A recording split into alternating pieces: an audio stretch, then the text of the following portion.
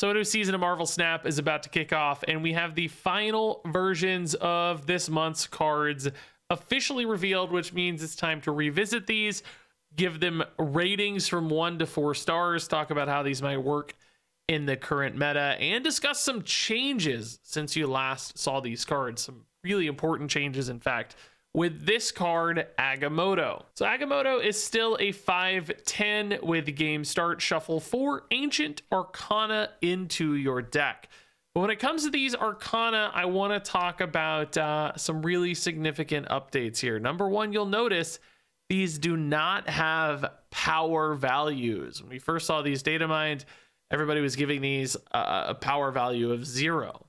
But in reality, they don't have any numbers at all. Like in game, they look like this, which is immediately a really important distinction, because we were talking about stuff like, oh, you know, a Mr. Negative deck would be insane with the Agamotto cards. Well, now that they don't have a 0 power value, Mr. Negative doesn't do anything to these cards because there's nothing to flip. Similarly, cards like Ravonna Rinslayer no longer work with these cards. She only reduces things with 1 or less power. These don't have powers. They won't get cost reduced by Ravonna. On top of that, we could talk a little bit more about Banish, which you'll see at the end of each of these texts. They read Banish this. We kind of already knew what this was going to be, but just confirmation. This essentially means the card never existed. So, you know, it can't be like resurrected. It's not in a discard or destroy pile anywhere. It is just completely gone from existence, which also seems to be an indication of how it might interact with stuff like even Lockjaw. I don't think these cards will work with Lockjaw because once they're in play, they will just poof away, and there is no card there in existence for Lockjaw to switch. It's just gone, so how could it be in the Lockjaw to switch out? Oh, and these are being called skills as a sort of like card type, and we're going to have characters or skills. So all the stuff you know from before are all characters. Even things like Thor's hammer is a character. I think, you know, basically if it is a like physical object, a rock, Cerebro, even Thor's hammer, those are all characters. And there's going to be some updated card text, it looks like, to reference characters specifically versus cards. And cards are anything. Like these are still cards. They're not characters. These are skills instead of characters. So, you know, this is a character, Agamotto, performing an action, which is a skill. This is kind of complicated and kind of weird. I think a lot of this will just sort of be intuitive once you see it in action and once you see it played out.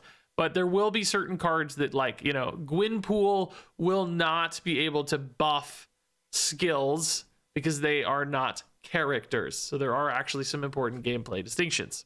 Supposedly, we'll get even more details with the patch notes that come out with the season launch. I don't know, roughly, within 24 hours of the time of publishing this for sure.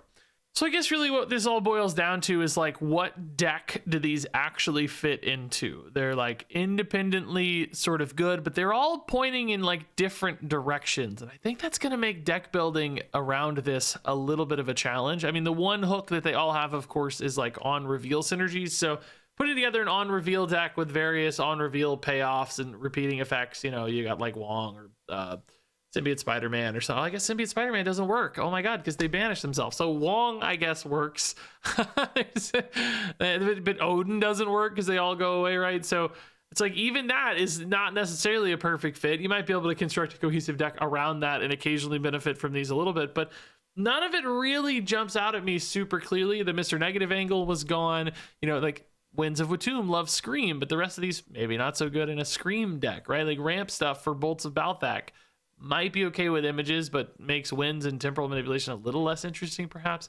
So it's just gonna be, I think, a tough deck building challenge to find something that feels like it's satisfying all of these, and that the opportunity cost of drawing these isn't too punishing, because I think you could find a lot of scenarios where it's like, man, I'd rather just draw like my good synergistic stuff as opposed to drawing one of these that didn't fit all that well in any given deck. It's like I'm a push deck who wants Winds of Watum, but I hate the other three. I'm not going to do that, right? I'm an on reveal deck, but man, I kind of just wish I had like a Black Panther Arnim Zola as opposed to like, you know, a random temporal manipulation or whatever. And I drew temporal manipulation and it's like, well, that was kind of a dead draw. So I don't know, man. I was initially pretty high on Agamotto when we saw more direct deck paths. It just looked insane, like Mr. Negative. And now that these have sort of changed, they're you know, they don't work the way we thought initially.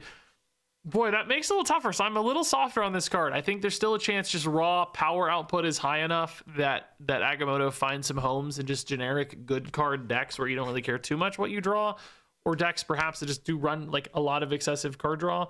So there's definitely possibilities, but I don't see quite as high of a ceiling for this card as I did initially. All right, so moving on over to Eson. This got a slight change since we last saw it, a buff up to 610 instead of 6-9. This text, after each turn, put a card from your hand that didn't start in your deck here. So basically he's gonna grab a created card from your hand and he's gonna plop it down next to him, which, you know, if you play this honestly on turn 6, maybe not the most exciting thing because he's only grabbing one card. It could still be relatively decent, you know. It can grab Agamotto's Arcana, for instance, could grab like an Images of Icon and transform some other stuff into Esons and stuff like that. Could still be a big power play. These do work together. We saw it in the reveal video. You know, also just, you know, any Airshim stuff. Put a Nick Fury in your deck, put some 6-drops, Eson's going to grab those. You know, you could still have some big turns. Grab a Magneto from hand off Nick Fury, that's a 22 power turn. But ideally, you know, I think you're going to be trying to cheat this into play early. Perhaps most obviously there is just Airshim. That is kind of a just plug it in and it works because, you know, Airshim's going to give you created cards. And Eson's going to come down on turn 5 instead of turn 6 in an Airshim deck, which gives you 2 grabs after each turn, which is much nicer. You know, there's also stuff like Wave that could cheat this into play even earlier.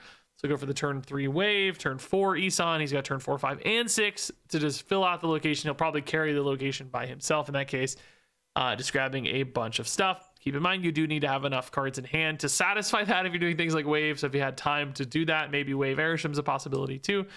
But, you know, basically you have to have a mix here of cheating this into play and still filling the hand with things to copy. There are obviously some shield cards that could get ahead of a Wave to give Eson something to work with earlier. So it does have some high output potential. I think really only, though, as long as you're cheating it, are you super excited about Eson. So that's going to, you know, isolate this down to basically like ramp decks. Airshim is pretty cool. It's like a double Celestial package, of course. And that makes Eson an interesting card. I still don't think the power level here is awful, but I also don't think it's great. You know, it just requires a lot of support. It's also just inconsistent on the results you're going to get because created cards are almost always random. You know, if you try to do just Agamotto and Eson, you might be a little happier. Just keep in mind, you know, you're not getting like direct power out of it as a bonus. It's kind of indirect upsides with, you know, ramp, Agamotto's power. I mean, Winds of Entombed's kind of power, but also it just depends on you know, what the opponent has there.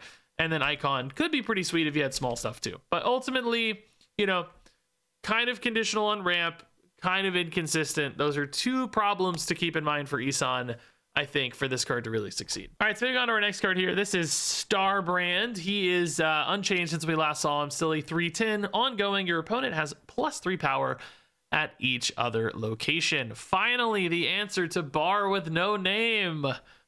Just slam this down and ruin the Bar with No Name. But, you know, big old 3-cost card here. I actually think this is kind of playable just as is. You know, obviously you don't love giving your opponent +6 power in total, but in particular, you know, the ability to spike one spot can be really powerful. Then you just need to spike one other spot. You know, it's kind of only giving them +3 if you're really just trying to win 2 locations, which that's a little better. And, you know, if you're just a big enough deck, you can often just overwhelm a 3 power difference. But of course, more specifically, we think this is tuned towards Sauron or Zero, or you're canceling this negative ongoing effect and just getting yourself a really nice 3/10. I think, you know, Sauron Shuri decks could absolutely thrive with Starbrand. We just got a buff to Lizard as well for that deck. So it's getting a couple pieces in the works here to make a definite comeback. And I think it's kind of been an underrated deck anyway. It's one of those that just often worked and people just kind of moved away from it because it's old and boring. But this could breathe some new life into Shuri Sauron stuff. But I would say too, just, you know, don't sleep on Scar with this. You know, Surtur kind of got worse in this recent OTA. This could be a new 3-drop that still makes Scar really good because even though Scar is now 7 costs, you know, you play Starbrand on 3, a 4 on 4, a 4/10 on 4, 10 power card on turn 5. You've still got a 112 Scar. I mean, that's still a very powerful kind of effect. Still lets you play a 4-drop with Scar on turn 5 and even weave in a little bonus 1-drop as well. So I wouldn't be totally shocked if we saw some kind of Scar deck come in around Starbrand as well, with or without 0, maybe again. That might allow you to just kind of bully through, even just realizing this ongoing effect happening against you. So I think a couple angles for this. Certainly Sauron looks like the best path forward and probably does become a pretty good deck. All right, so moving on here is Firehair, and I think this one is unchanged since we last saw her. 2/3, when one of your cards is destroyed, this uses that card's on reveal. And man, that is a really spooky effect, giving you even more really cheap on reveal duplication. Clearly, this is just an insane 1-2 punch with misery. You know, play a Yondu, play a Cable, play a Firehair, throw in a Hood, you know, why not? And then misery, that Yondu, Cable, Hood, your opponent has gotten their entire deck just deleted, right? You've stolen it. You've added 3 demons to hand, assuming you have any hand space left after the Cable goes off 3 times. You know, you get the original hits, misery hits them again, and then Firehair hits them all again a 3rd time, which is just like insane when you hit that. Now, you won't always hit that. So there's a little question of like, well, what else do I put in the deck to potentially activate the Firehair? Killmonger's already often in mill decks like that. Could hit the Yondu, you know, or a Hood and kind of reactivate those again. So I think that's maybe already enough of a little package to make Firehair a really interesting addition into that deck. Then, of course, there's other decks as well. The full-on destroy package could just be another way to use this, like Hood into Carnage is still a really good play. Deleting that -3, feeding your Carnage, you get another Hood, activation with Firehair. Suddenly, you know, there's a little line there too. So does the destroy deck actually run this as reliably? I don't know. I think you could even see a new deck fused together with just really powerful on reveals that you don't mind destroying. You know, White Tiger was an example given in the video. Really cool, right? Like White Tiger going off on your 2-drop for free is awesome. You know, just Firehair spitting out an 8/8, it's really cool, and you definitely don't mind destroying the White Tiger with Carnage or whatever else. So there are really just a lot of paths open for this one, I think. Really obvious stuff with Mill. Destroy package is clearly going to have some fits there. I mean, Destroy kind of has to go with this in some ways, obviously. There's even like, you know, Phoenix Force decks might care about this, which I think makes sense, all fire themed stuff. So I just, a lot of potential here, I think. Really obvious paths and a lot of unexplored stuff I think could be really, really good on the back of Firehair as well. So a very high interest and high powered card. So next up here, moving on to Khonshu. This one got a slight change since we last saw it. I will note that this has not actually been updated yet in the game files. I think those still see Khonshu as a 6/7 on its second phase, but in the video we saw him as a 6/8. That of course now sets power to 8, but Khonshu, just to recap this, is a 6/5. When discarded, returns in its next phase, and then on reveal, resurrect a card you discarded to another location with its power set to 5, and then repeat that with 8, and then finally the final resurrection step is set to 12, which at that point, of course, Khonshu is a 6/12 that resurrects another 12 power card, making him a 24 power play at that stage, which is just very, very strong, of course, especially if you hit something that scales well with power. So, you know, if you discard an Iron Man because it is your lowest power card, Iron Man goes to 12 power. That is a 24 power Iron Man plus whatever else it lands next to, of course, kind of making Khonshu looks like 36 plus power when that happens. And do keep in mind, it's not guaranteed to hit Iron Man, but it's actually not that hard with cards like Silver Samurai. Totally possible. Also, Gore could be in the mix as well. Gore could be another great body for your Khonshu. So some really big potential hits here for Khonshu. Gore does have the downside that Lady Sif works less well in that package, but ultimately a possibility anyway.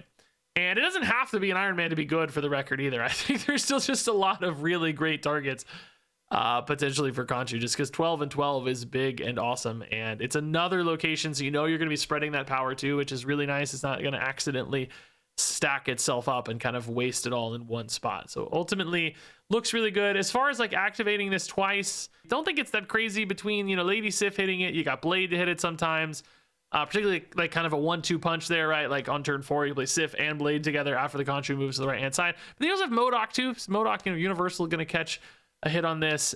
So I think getting it done twice is not that hard. Just the question becomes, how does the deck shape around that? Does it look a little bit differently than the Apocalypse stuff that we have right now? Could you maybe still run Apocalypse with this? Technically, probably, yeah. So I don't know, man. I think this is just good enough and has a crazy enough payoff. Even honestly, at its middle step, it's not a bad payoff, that Khonshu makes the cut and probably makes discard notably stronger too with such a high-powered, high-output card. And then our final card here is the first Ghost Rider, which did have a small change in the video. It was a 2.5 in the video instead of a 2.6. I think, again, this one's not actually in the game files yet, in the data mines.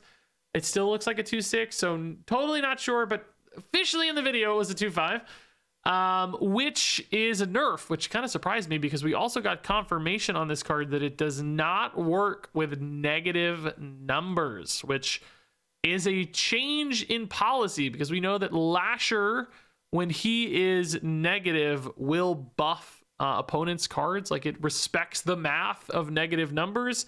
So with this on reveal, discard the lowest power card from your hand, remove that card's power from this. We initially envisioned that, you know, like a green goblin could actually give this +3, or a hobgoblin could give this +8, which we acknowledged was very scary. Like, that seemed too good. Just this would come down as a 2.14 sometimes. Seemed insane. So somewhat relieved that that has been confirmed not to happen. You're not going to get a free 2.14 off your first Ghost Rider. A little sad that we had to break math in the process. The word remove is perhaps written in a way that it doesn't break the math too much. It doesn't say like subtract, for instance. But anyway, all that aside, we'll just look at the card as it stands now. So this is effectively a 2.5 that is a great activator, like we talked about, for Khonshu and stuff like Iron Man, right? Unlike, say, Colleen Wing, that discards the lowest cost card from your hand, which would be hard to support Khonshu. This is perfect support for Khonshu because now you take something that's very limited in its power and you give it into that Khonshu pool. So Iron Man, Gore, etc. could be great here for first Ghost Rider. And more notably, perhaps, for this card is that it doesn't hurt its stats. It still becomes a very strong 2.5. Whereas, you know, if you discard a Swarm with this, you're looking at a 2.2. You might still be fine to discard a Swarm with this sometimes, just because discarding Swarms can be awesome, but you do, you know, make a sacrifice in that case. So this helps you build perfectly into that Khonshu support, and I think this will absolutely see play in the best version of discard, which is going to have Khonshu as that big payoff, and, you know, a few key targets like Iron Man that make this an okay thing to play, or actually still a pretty good thing to play. 2.5 is strong, let's be clear. So make this a strong thing to play and make Khonshu a really strong thing to play. The one question I think I'll have for this package a little bit is, like, because Khonshu does not target its resurrection, right? It resurrects a random card, not like the lowest power card. Will there be a discard deck that isolates down to just like Silver Samurai, the first Ghost Rider, Khonshu, like maybe like a Lady Sif to target the Khonshu? Will it really try to guarantee that Khonshu targets Iron Man, or will it just hope that it does sometimes and be fine if Khonshu resurrects like a 12 power Swarm or whatever? It will probably just require a little bit of testing to see which performs better. Like, you know, will having other discard synergies just increase consistency and still get there? Or will there be some kind of deck that really focuses in and makes Khonshu insane, that just has the higher kind of ceiling and output overall? I don't know yet. I don't know, but I think both are frankly possibilities. And I think this card actually could be run even outside of Khonshu as just another way to reliably hit, you know, Scorns and Swarms and stuff that you're happy to discard, even if it's only a 2-2 or a 2-3 sometimes. That might still be fine just because it's another reliable targeted discard, which some decks need. All right, so those are the cards. Let's now rate these each from 1 to 4 stars.